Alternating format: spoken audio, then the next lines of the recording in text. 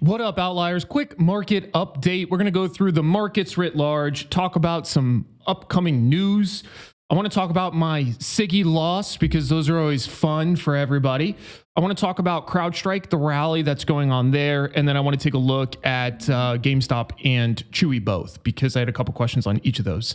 Not going to lie, a couple minutes late today because your boy was watching a rugby highlight reel that completely captivated me for a while. I love rugby.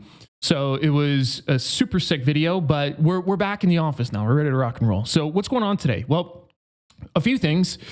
Realistically, I think when I look at the market today, there's kind of one big thing that I point out, which is this right here. Retail sales month over month came in at 1 versus 0.4 versus the prior being at negative 0.2. What does this all mean? Well, it means that this is like the largest expansion in this metric for like the last year and a half.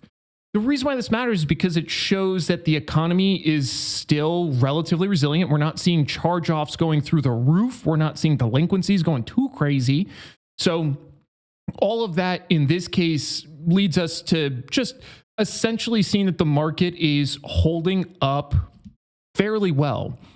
And if we take a quick look at the indices, now you can see an interesting realignment in terms of their price performance. This is what we were talking about not too long ago. Whether or not this turns into a V-shaped recovery straight up to the highs. And so far, SPY is running that route. Qs is not too far behind. Russell's lagging. Like, it is lagging, bro. It's not even closed this gap yet from the initial drop, whereas both Qs and SPY are beyond that gap and they're starting to close in on previous highs. Qs is about halfway there.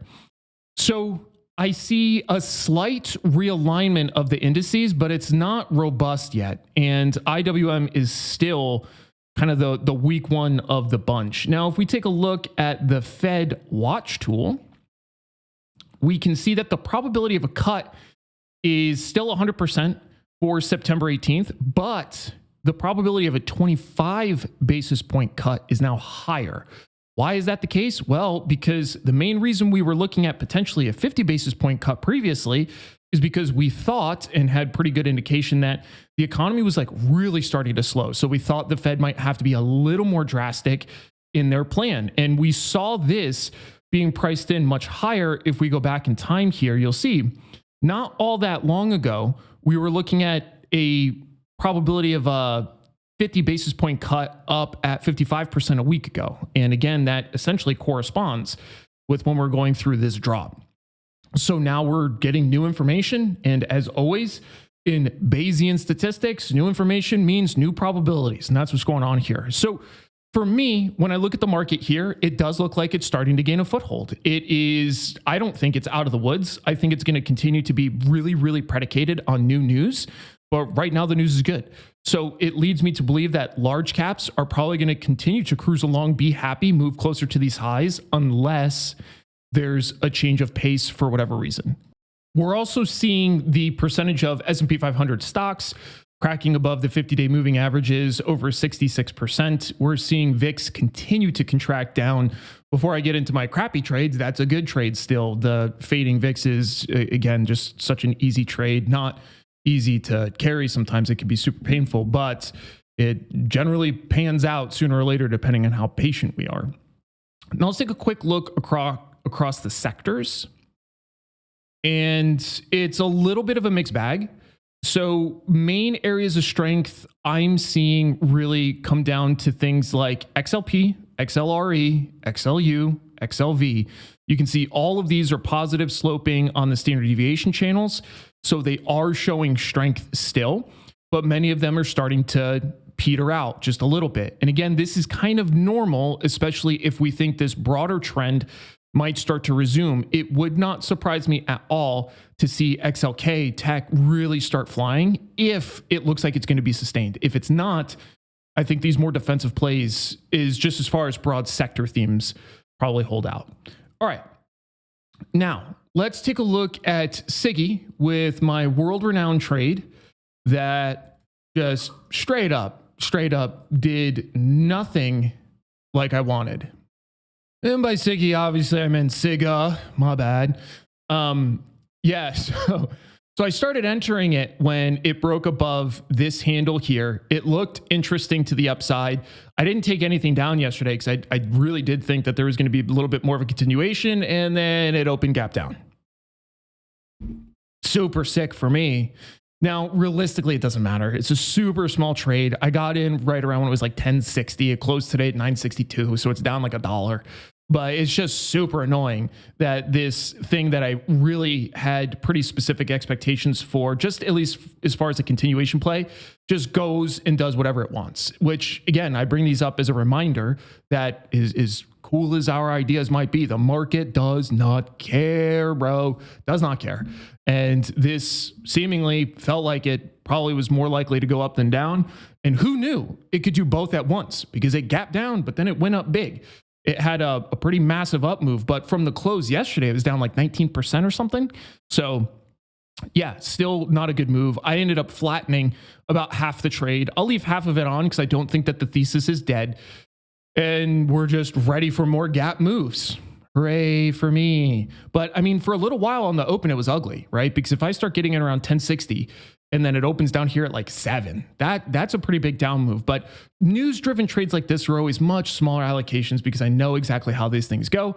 It is a straight crapshoot. It's a numbers game. I'm trying to play things that probabilistically seem to me more likely to do one thing than something else, but it doesn't mean it's going to. So this is a great example of something that did what I wanted, but also not at the same time. Did what I wanted in that it had a really big day from open to close, but didn't because I had a giant gap down from the day before. Sick. So now let's pivot over really quick to GameStop.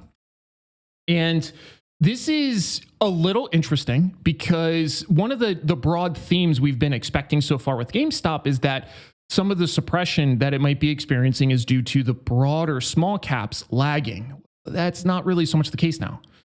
For the last couple of days, small caps have started gaining a little bit of a footing, and GameStop is still trending generally sideways. So we're seeing it now hovering right around the 22 handle. It's definitely consolidating, which is great to see. Moving averages are starting to kind of realign based on this movement. The longer term moving averages are going to be grossly out of whack because of these kinds of recent moves. So overall, that part's generally good to see. If we take a look at the options, they've gotten pretty busy here.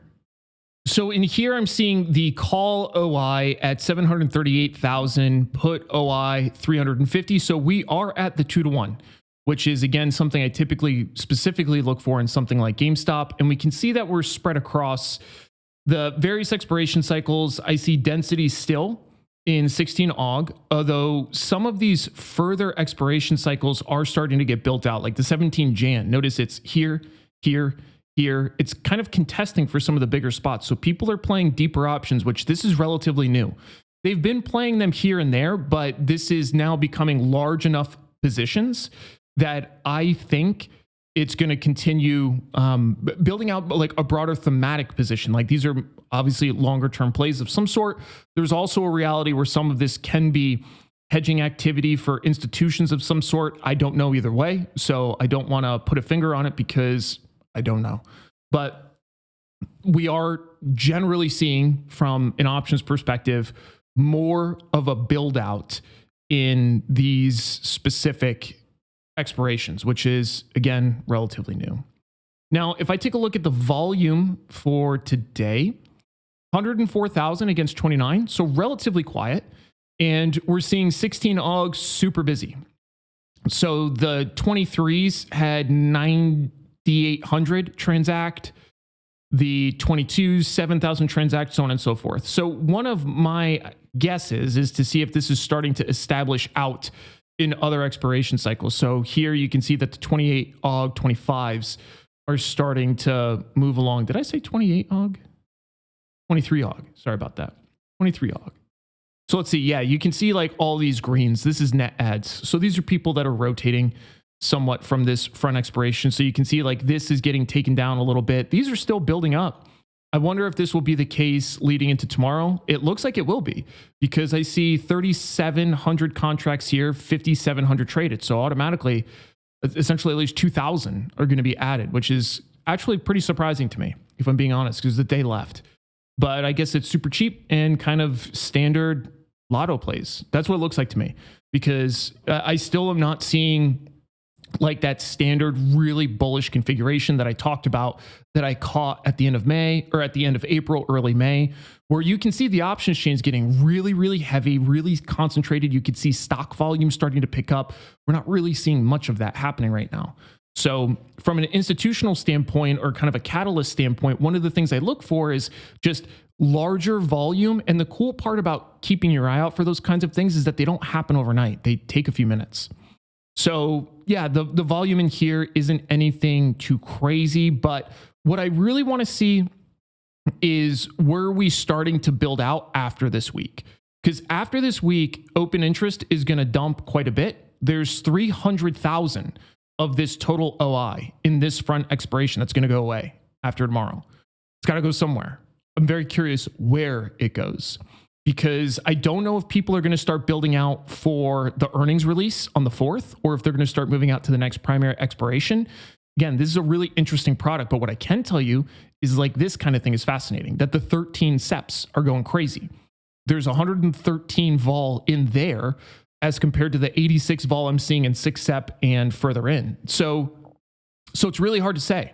But this expiration cycle looks like it's starting to get a little bit more interesting, and I don't exactly know why. So if we check out 13 SEP, still super light, super, super light. Let's take a quick look at the vol in there. I'm just curious if we can find anything. Take a look at 13 SEP. Yeah, that's like, you see how jagged that is? That's just mispriced. Not, I don't want to call it mispricing, but it's not agreed pricing on what the correct vols are for these different things. So the fact that it's all bumpy like that is not normal. And you'll notice that kind of, this is more so what an agreed volatility surface, in this case SMILE, will look like.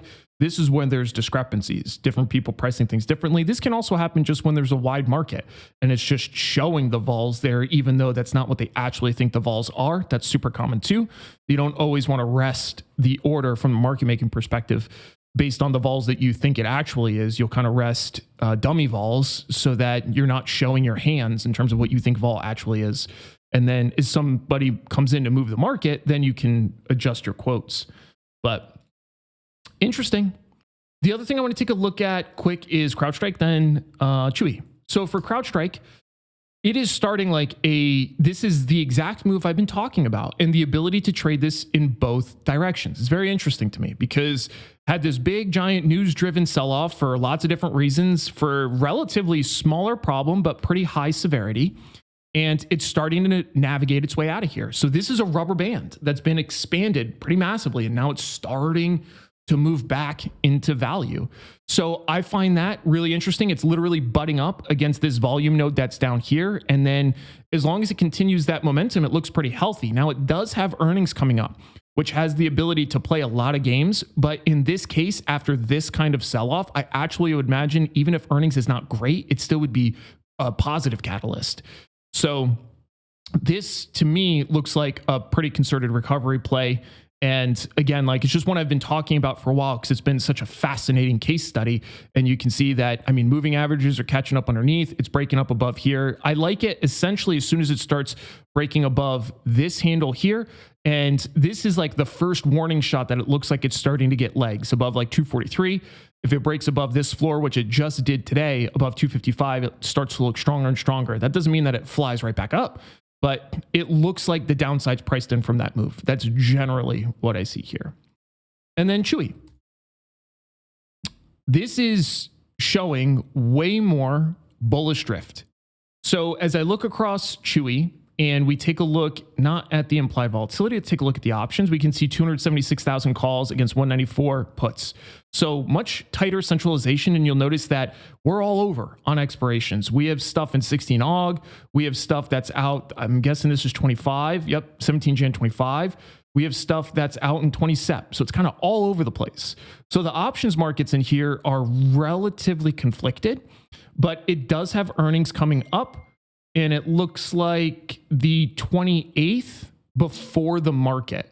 And you can see that priced in beautifully here on the 30th expiration cycle, 101% vol. So pretty busy for CHWY, and it's starting to gain its footing. It's above all the MAs.